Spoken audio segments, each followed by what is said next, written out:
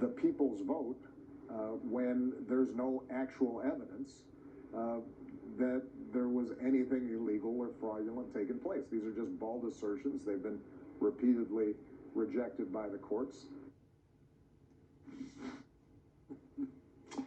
Well, there he is. He's back. The former president. Well, joining us now is Tom Mitt, president of Judicial Watch. And Tom, I know you've got to be ecstatic that Mr. Obama is back with us and holding forth on important national issues like electoral fraud. Your thoughts tonight? Anyone who says there's no evidence of fraud is either willfully ignorant or lying to you. Now, you can say whether the fraud is enough to change the outcome of the election or what notice should be given to it by legislatures or by Congress when they vote electoral college votes or certify them in January.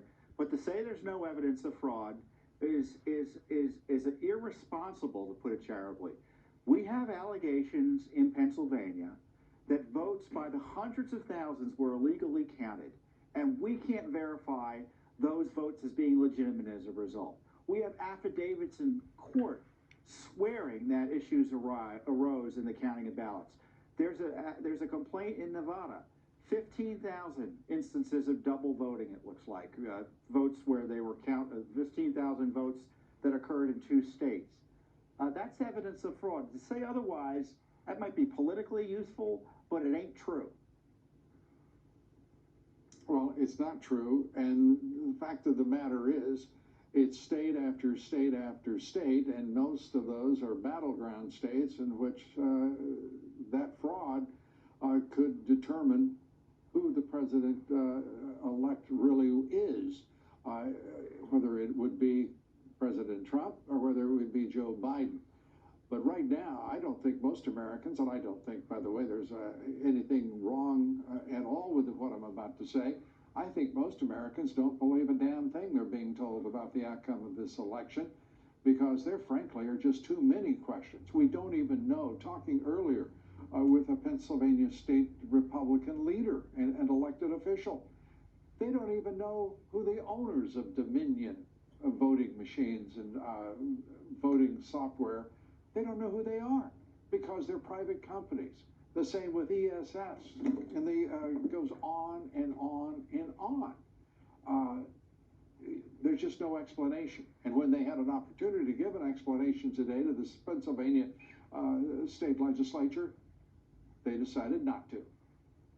Yeah, we're not allowed to ask questions. Only the left is allowed to ask questions. And we're not allowed to vindicate our civil rights. Only the left is allowed to pursue civil rights lawsuit. The lawsuit that the president's team is pursuing in Pennsylvania is a civil rights lawsuit. We have a right as Americans to vindicate our right to vote, which is a core civil right. The left doesn't believe that. They don't believe that anyone who votes against candidates they may or may not like has the right to pursue these claims in court. They don't believe that the Constitution or any access to the rule of law through the court system applies to people they don't like. It's totalitarianism, as far as I'm concerned. They tried to throw this president out illegally, and now they're telling him he can't exercise his rights under the Constitution. They are attacking the president's right to defend himself in court in a way that I've never... Where is the Republican Party? Why aren't people standing up for this president? Why is the Republican Party made up of so many milquetoast, soft-bellied, let me rephrase it. Why are they so timid?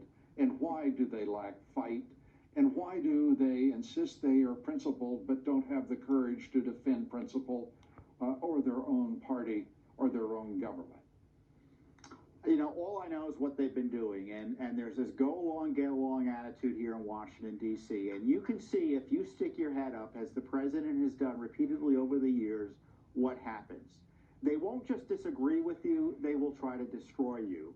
And the reason President Trump has been so upsetting to the left and the establishment is he doesn't care. He's independently wealthy.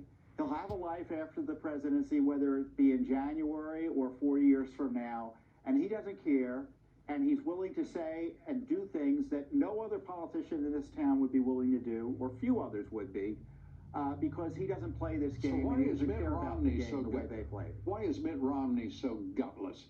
says that that the president standing up for electoral integrity is undemocratic.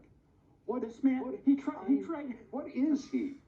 He tried to remove him in an election year through this coup impeachment process. And the irony is, in my view, Mitt Romney had the election stolen from him in plain sight because the Obama IRS suppressed the entire Tea Party movement and shut down President Obama's then most significant political opposition in a way that ensured his reelection. Romney has been oblivious to that, and then he goes ahead and votes for a coup impeachment of the President of the United States in an election year based on nothing. Yeah. And then he starts complaining when President Trump tries to, again, assert Defend and defend himself. his civil rights and the civil rights of tens of Yeah. millions of Americans. Mitt Romney must have a stark view now of the difference between a man like Romney and a man like President Trump. It is awful to behold if you're Mitt Romney, certainly. Tom Fitton, great to have you with us. Thanks so much. You will continue in just one moment.